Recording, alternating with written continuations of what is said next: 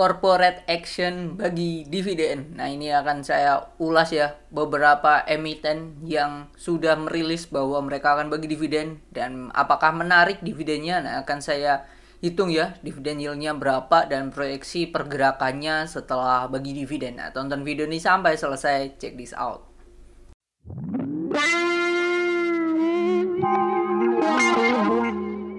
Saya tag video ini di tanggal 29 Mei jam 9.47, IHSG-nya turun 0,41%. Kalau kita lihat ya, dari top market cap 1 sampai 10 ini penurunan paling besar itu ada di Bank Mandiri, Bank BNI dan Mandiri ya, 3 dan juga 2 ya.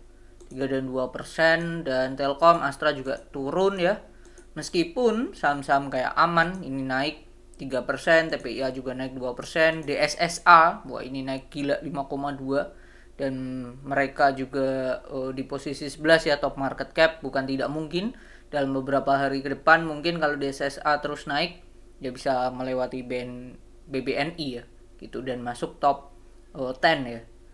Terus kalau kita lihat di sini Barito juga turun 0,85, Unilever ini juga turun ya, dimana beberapa hari yang lalu Unilever sempat naik terus hari ini turun. Ya, ini beberapa hal yang membuat IHSG-nya turun ya, naik, sempat naik terus turun. Oke, saham-sahamnya apa saja yang akan bagi dividen?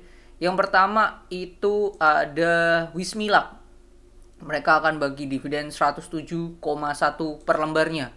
Oke, kita catat WIM dividennya itu 107,1. Nah, kalau dividen yieldnya berdasarkan harga saat saya take itu di 11.60. Nah, berarti 107,1 ya. 107,1 dibagi dengan 1160 dan yieldnya gede 9,23%. Nah, ini berdasarkan harganya di 11.60. Saya catat di sini. Oke. Ini terus kalau kita cek di sini perihal camdate-nya ya. Camdate-nya itu berada di tanggal 4 Juni. Camdate-nya di tanggal 4 Juni, jadi di minggu depan hari Selasa. Oke, ini juga saya catat di mana camdate itu di 4 Juni. Oke, itu.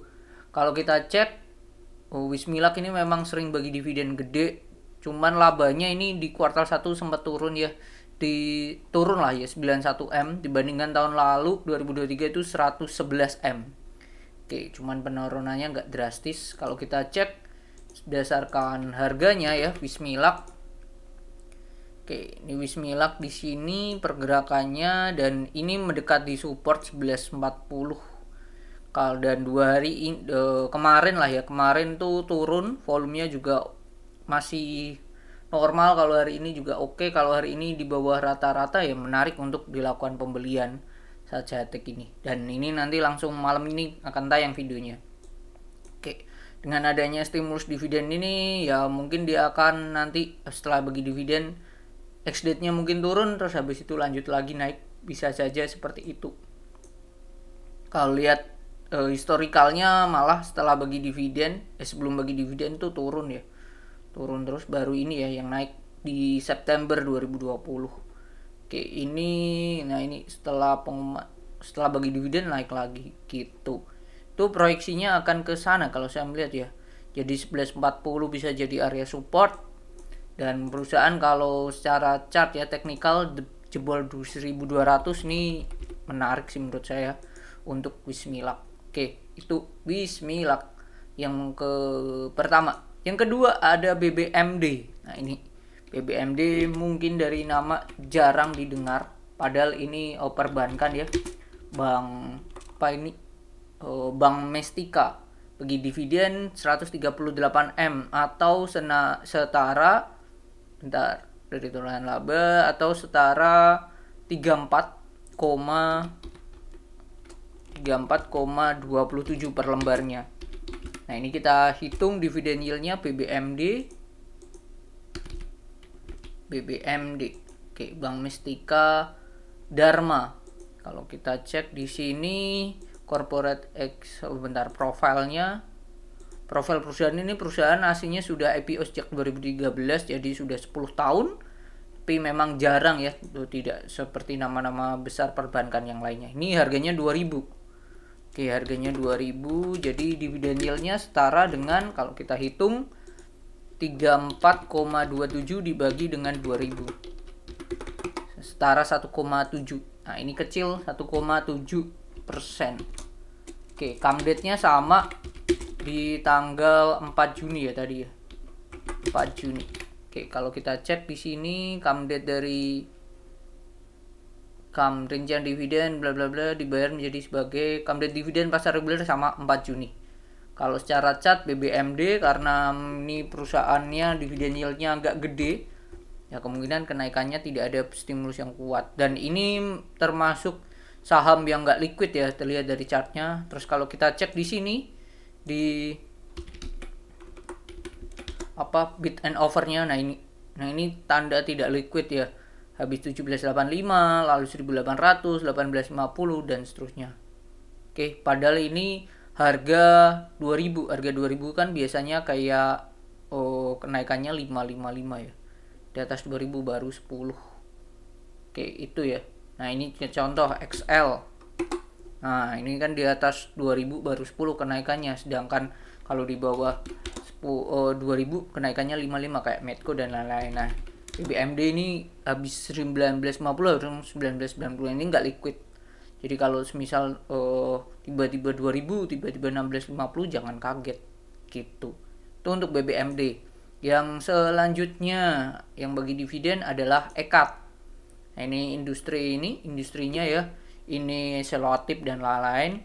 EKAT ini akan bagi dividen senilai 31,4 M atau setara 9 per lembar.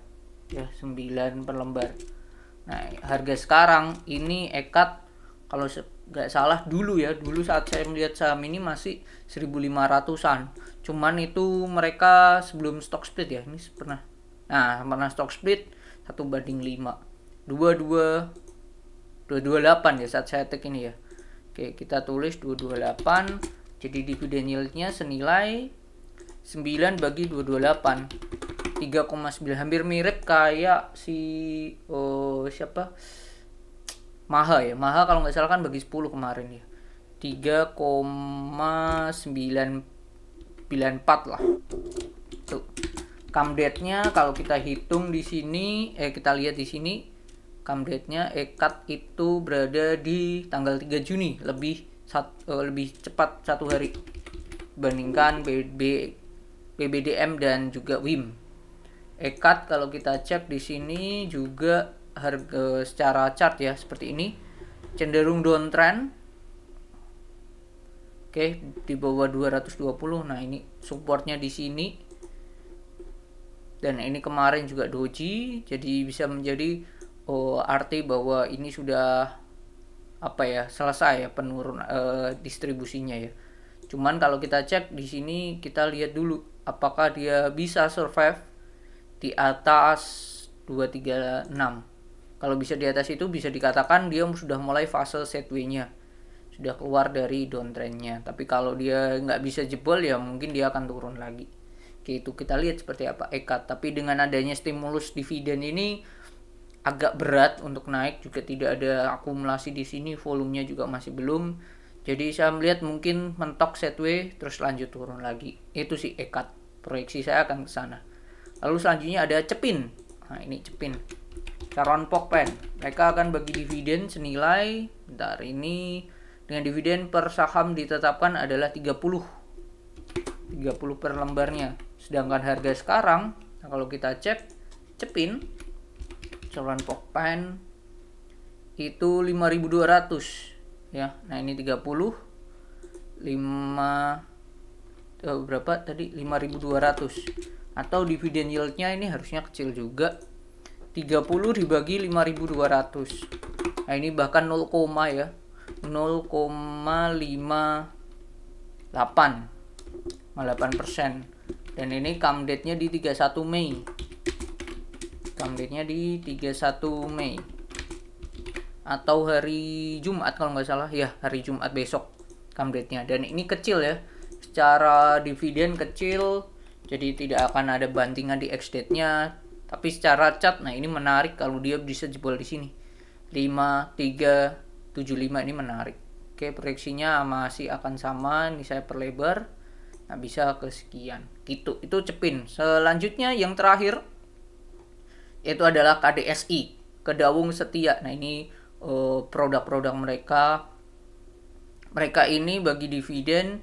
KDSI senilai, bentar, KDSI dividennya itu senilai,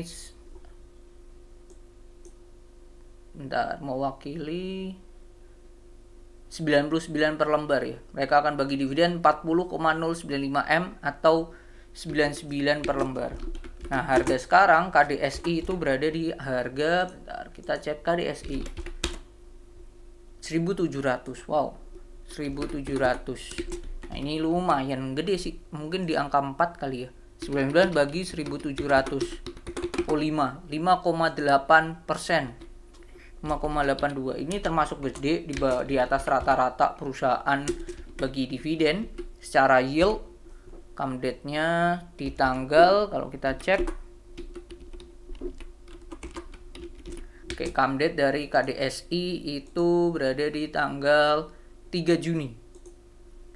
3 Juni. KDSI ini kayaknya kalau secara chart ini tidak liquid ya perusahaannya. Nah, tidak liquid, jadi jangan kaget kalau tiba-tiba dibanting dan seterusnya. Tapi secara yield ini gede sih perusahaannya sih.